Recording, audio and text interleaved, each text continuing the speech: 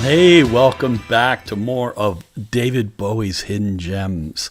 So, number 4 is Because You're Young, and this comes off of Scary Monsters, which was released in 1980. Wow, if you could believe it. I remember getting this when it first came out. This album was a game changer for me. I liked Bowie before this, and I was a big fan of his. But when this came out, it just absolutely blew my mind. And I think it was the first time I heard Robert Fripp on guitar too, because he's all over this. So this particular song is dedicated to Bowie's 9-year-old son, and at the time he was preoccupied with David was preoccupied with his impending mid-30s, and the wisdom that he was bestowing upon his son was one of anguish relating to love. And some of the lyrics that are notable in this song, he says, "Love back to front and no sides," and then he says, "You'll meet a stranger some night." So he's talking about meeting somebody and falling in love with them. And then he kind of caps it off in the chorus by saying, "A million dreams, a million scars." So it's not an optimistic point of view that he's trying to convey to his son. And another observational lyric that is coming from a man whose divorce had just come through, because David Bowie was apparently getting divorced at this time.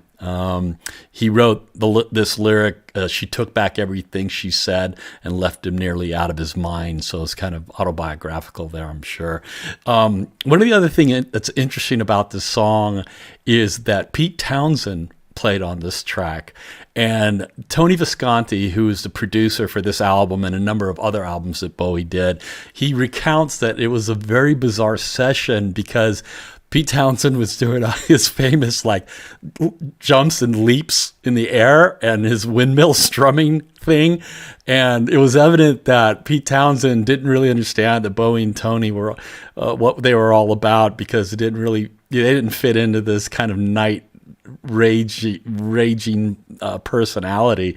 At the time, it's like Bowie and Tommy Visconti were just there to record an album, and I think Tony was saying that Pete Townsend was there to party, so that's kind of interesting. So some cool background on the song here, but let me pull up. I found a version of this song that has lyrics, and I want to play that one because I think the lyrics are very important. So let's watch this together and check out these lyrics. Here we go.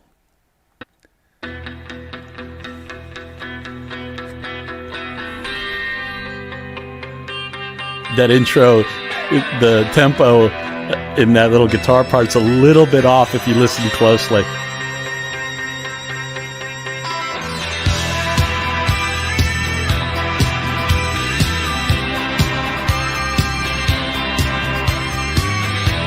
There's a lot of tension in this intro right here with the guitars. Then the bass kicks in a killer groove right here.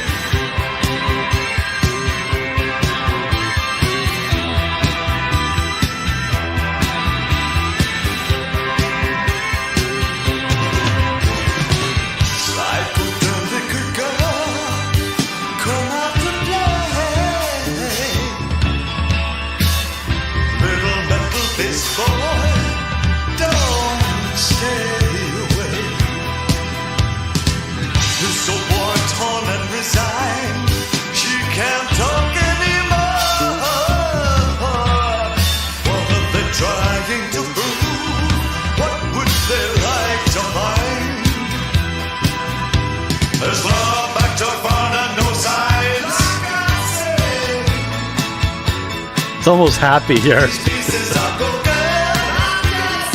I love the juxtaposition with his lyrics and then the happy Orchestra organ in the back.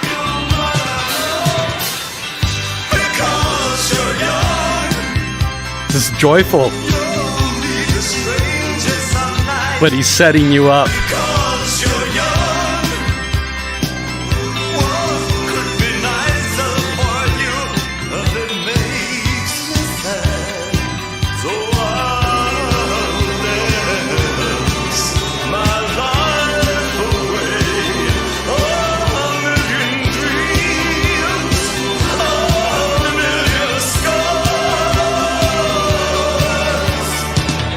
Ooh.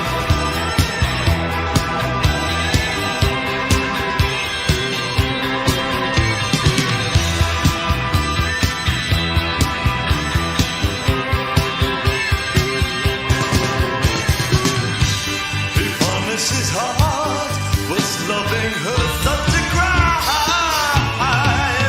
She took back everything she said, left him nearly half of his mind.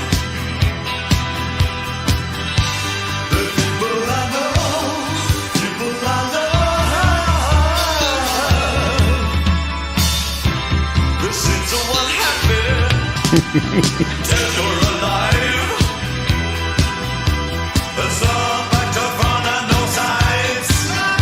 I love how that's so monotone, the way he delivers that.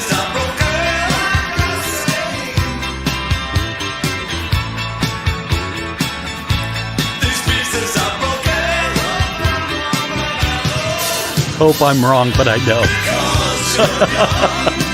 So good.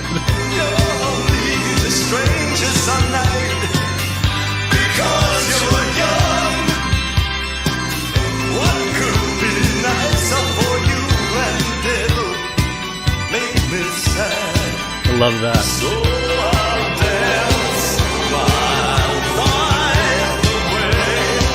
A million dreams, a million scars. I love the backing vocals. A million scars over and over and over in the backing vocals.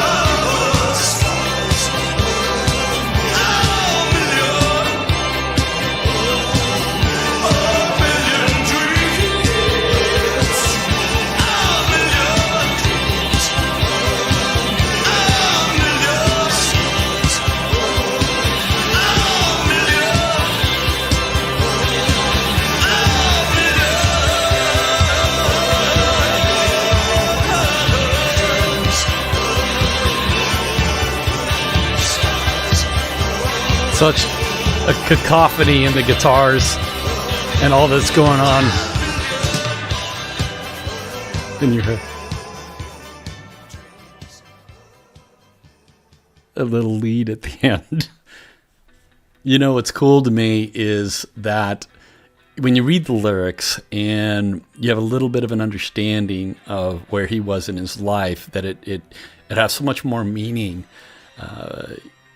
A lot of his stuff is autobiographical, and you know, he puts it in a kind of fantasy world. You know, little metal-faced boy. I mean, he talks about these things, you know, these images like it's another world, but it all comes back to him and his life and what he's going through, which is how I think a lot of artists.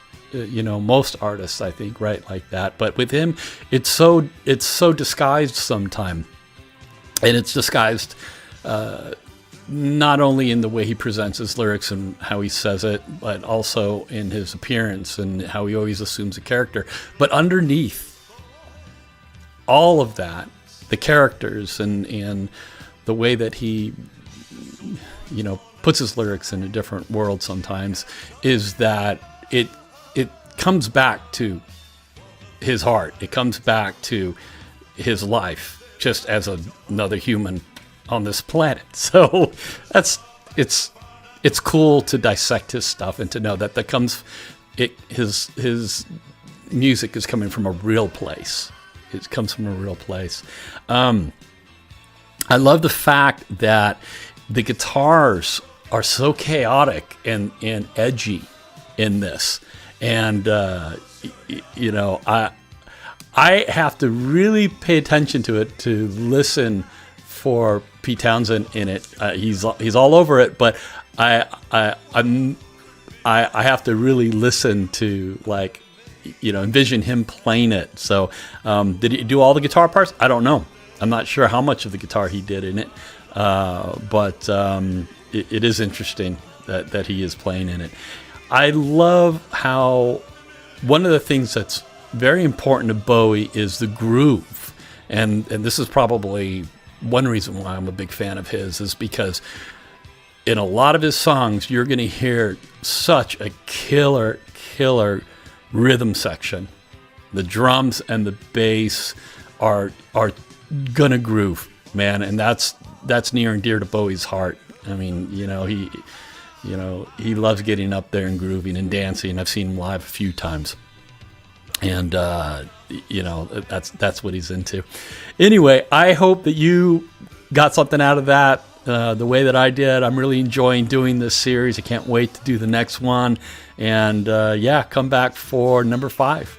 All right, see you next time. Bye.